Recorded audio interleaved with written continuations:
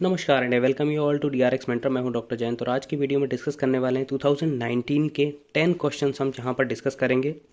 आगे आने वाले वीडियोस में और 10 क्वेश्चन करके 2019 का जो क्वेश्चन पेपर था उसको सॉल्व करने की कोशिश करेंगे।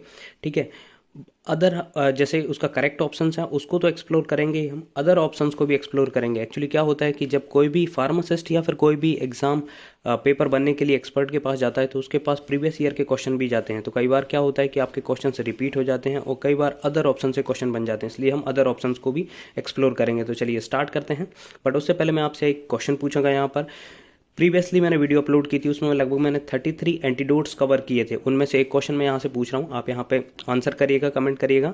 फ्यूमाजेनिल is used in following poisoning. Flumazenil किस पॉइजनिंग में यूज़ किया जाता है? एल्कोहल पॉइजनिंग में, पैरासीटामोल पॉइजनिंग में, बारबिचुरेट्स पॉइजनिंग में और बेंजोडाइजिपीन पॉइजनिंग में। इसका करेक्ट आंसर करिएगा आप कमेंट। जो भी डिटेल आंसर कमेंट करेगा मैं उसको पिन कर दूंगा, सो दैट जो अदर कैंडिडेट कमेंट सेक्शन को विजिट करेंगे तो उनको भी बेनिफिट मिल सके। तो चलिए, सबसे पहला क्वेश्चन था कैल्सिटोनिन इज सीक्रेटेड बाय।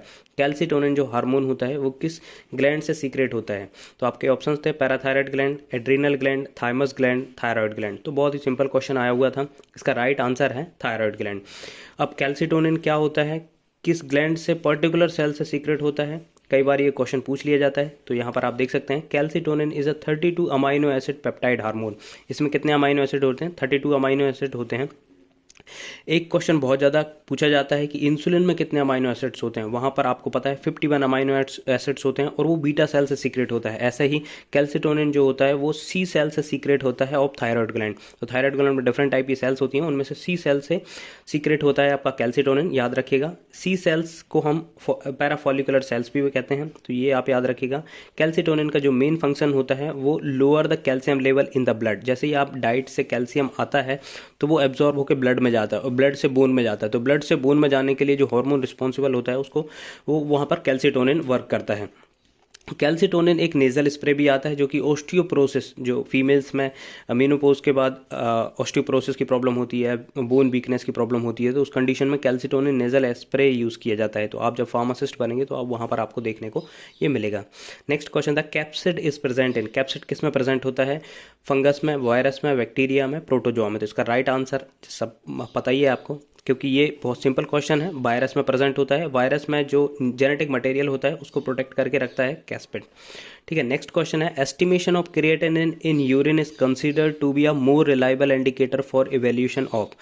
जो क्रिएटिनिन लेवल मेजर किया जाता है वो किसका रिलायबल मार्कर है? लिवर फंक्शन का, किडनी फंक्शन का, लंग्स फंक्शन का, हार्ट फंक्शन का। अगेन ये बहुत सिंपल क्वेश्चन था, यहाँ पर आपको पता है इसका राइट आंसर है किडनी फंक्शन। लीवर फंक्शन के लिए लीवर फंक्शन टेस्ट होते हैं, जैसे कि आपके ALT हो गया, AST जिनको हम SGOT SGPT भी कहते हैं, ALP लेवल को मेजर किया जाता है। किडनी फंक्शन के लिए जनरली क्रिएटिनिन, यूरिया लेवल वगैरह मेजर किया जाता है, बर्न हो जाए ब्लड यूरिया नाइट्रोजन का मेजर किया जाता है। लंग्स फंक्शन के लिए वैसे कोई ऐसा नहीं होता है, बट लंग्स फंक्शन के लिए जनरली जो लंग्स इन्फेक्शन के लिए सी रिएक्टिव प्रोटीन, ये क्वेश्चन भी आया हुआ था CGHS हैदराबाद में, वहाँ पर पूछा गया था कि सी रिएक्टिव प्रोटीन इसमें से किसका रिलायबल मार्कर है? तो वो लंग्स इन्फेक्शन के लिए या इन्फेक्शन का मार्कर होता है। हार्ट फंक्शन के लिए जनरली ट्रोपोनिन C होता है बायोमार्कर, बट हार्ट के लिए जनरली हम ECG प्रेफर करते हैं।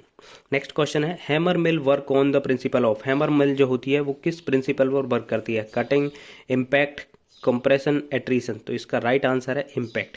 अब यहाँ पर आप, ये फार्मास्यूटिकल इंजीनियरिंग का क्वेश्चन है, आपने भी पढ़ा होगा। यूनिट ऑपरेशंस में साइज रिडक्शन में हम डिफरेंट मिल्स पढ़ते हैं, जैसे कि बॉल मिल हो गया, हैमर मिल हो गया। ठीक है, तो हैमर मिल का प्रिंसिपल होता है इम्पैक्ट और वॉल मिल का जो होता है प्रिंसिपल इम्पैक्ट और एट्रीशन दोनों ही होते हैं। नेक्स्ट है sodium bicarbonate is commonly known as. Sodium bicarbonate को क्या बोलते हैं? यहाँ पर देखिए, अगेन सिंपल क्वेश्चन है। Caustic soda, Rochelle salt, baking soda, Epsom salt. तो इप्सम सॉल्ट आपको पता होगा, फार्माकोलॉजी में एक चैप्टर है, वहाँ पर ये पूछा जाता है इप्सम सॉल्ट, इसका नेम वगैरह दिया हुआ है, तो यदि आपको पता है तो कमेंट करके बताइए। और इसका यूज़ क्या होता है? कास्टिक सोडा आपको पता है कि NaOH को बोलते हैं। रोचेल सॉल्ट जो होता है सोडियम पोटेशियम टार्टरेट होता है, और बेकिंग सोडा को हम क्या बोलते हैं? Sodium bicarbonate. सोडियम बाइकार्बोनेट भी फार्माकोलॉजी के एक चैप्टर में है, तो कमेंट करके बताइएगा कि इसका यूज़ क्या होता है। ठीक है, नेक्स्ट क्वेश्चन है हेट्रोसाइक्लिक कंपाउंड्स आर। देखिए, अगेन बहुत सिंपल क्वेश्चन था। हेट्रोसाइक्लिक कंपाउंड्स क्या होते हैं? एलिसाइक्लिक कंपाउंड होते हैं, साइक्लिक कंपाउंड होते हैं, ओपन चेन कंपाउंड होते हैं, नॉन साइक्लिक कंपाउंड होते हैं। इसका राइट आंसर था साइक्लिक कंपाउंड होते हैं। इसमें other than carbon heteroatoms present होते हैं, जैसे कि आपको पता है कि नाइट्रोजन हो गया या फिर आपका सल्फर हो गया या ऑक्सीजन प्रेजेंट होते हैं, तो उसके बेसिस पे ये कॉमन एग्जांपल हैं। Thiophene, furan, pyrrole, azidine, thiazole, tetrazole, triazole, ये आपने सुने होंगे। ठीक है, नेक्स्ट क्वेश्चन था under which schedule good manufacturing practice for Ayurvedic, Siddha and यूनानी मेडिसिन आर डिस्क्राइब्ड। तो कौन से शेड्यूल के अंदर इनको डिस्क्राइब किया? Schedule M. देखिए यहाँ पे कंफ्यूज करने के लिए दे दिया है। शेड्यूल एम जीएमपी के लिए होता है, बट यूनानी, सिद्धा और आयुर्वेदिक के लिए नहीं होता है। इसके लिए होता है शेड्यूल टी। शेड्यूल पी आपका जो होता है वो होता है आपका लाइफ पीरियड ऑफ ड्रग, और शेड्यूल बाय क्लिनिकल ट्रायल्स के लिए होता है। Next question is 8 BCG is a bovine strain of. BCG किसका बोवाइन स्ट्रेन? अब आपको पता होना चाहिए BCG किस डिसीज का वैक्सीन है।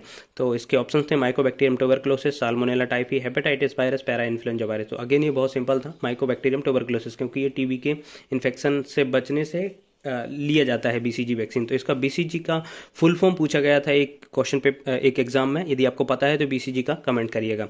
साल्मोनेला टाइफी जो होता है वो टाइफॉइड का कॉजेटिव एजेंट है। हेपेटाइटिस वायरस हेपेटाइटिस का है। पैरा इन्फ्लुएंजा इन्फ्लुएंजा का वायरस है।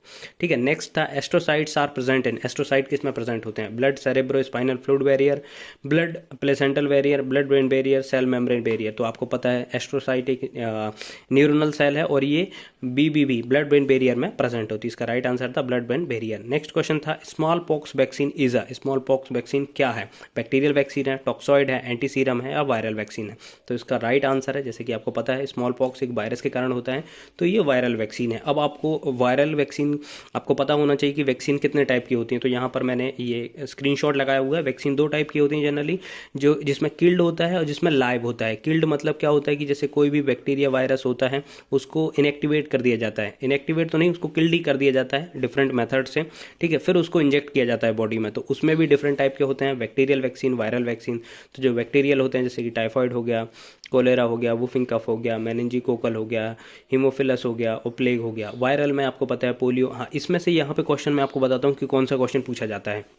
अब यहाँ पर आता है कि आपके live attenuated vaccine. Live attenuated vaccine में क्या होता है कि आपका जो बैक्टीरिया होता है वो बैक्टीरिया वायरस होता है, वो वायरस तो वैसे लाइव नहीं होता। जो बैक्टीरिया होता है वो एक्टिवेट होता है, बट उसको जो इम्यूनोजेनिसिटी है उसको कॉम्प्रोमाइज़ कर दिया जाता है।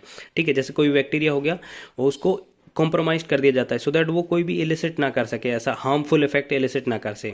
तो उन वैक्सीन को बोलते हैं लाइव एटेन्यूएटेड वैक्सीन। तो यहाँ पर बैक्टीरिया होता है और वायरल वैक्सीन होती है। बैक्टीरिया में BCG। अब ये पूछ लिया जाता है कि जो BCG वैक्सीन है वो लाइव एटेन्यूएटेड वैक्सीन है या फिर किल्ड एटेन्यूएटेड वैक्सीन है। और दूसरा क्वेश्चन यहाँ पर पोलियो वैक्सीन से पूछा जाता है कि जो पोलियो की साल्क वैक्सीन है वो किल्ड वैक्सीन है कि लाइव एटेन्यूएटेड वैक्सीन है। तो ये आपको देखना पड़ेगा और याद रखिएगा। एक क्वेश्चन यहाँ से ये भी बनता है कि टॉक्सॉइड क्या होते हैं। टॉक्सॉइड जैसे आप टिटनस वगैरह के इंजेक्शन लगवाते हैं तो वो क्या होता है? वैक्सीन होता है, टॉक्सॉइड होता है, या फिर आपका सीरम होता है, एंटी सीरम होता है। तो ये टॉक्सॉइड होता है, ये आप याद रखिएगा। और कंबाइंड वैक्सीन के बारे में जनरली पूछ लिया जाता है कि डबल एंटीजन क्या होते हैं, ट्रिपल एंटीजन क्या होते हैं, पेंटावेलेंट्स क्या होते हैं। तो इसमें डिफरेंट टाइप के कॉम्बिनेशन होते हैं जो आपको याद रखने हैं। ठीक है, आई होप ये वीडियो आपको इन्फॉर्मेटिव लगा होगा। इन्फॉर्मेटिव लगा हो तो प्लीज़ चैनल को सब्सक्राइब करिए, वीडियो को लाइक करिए, शेयर करिए, कमेंट करिए। Thank you.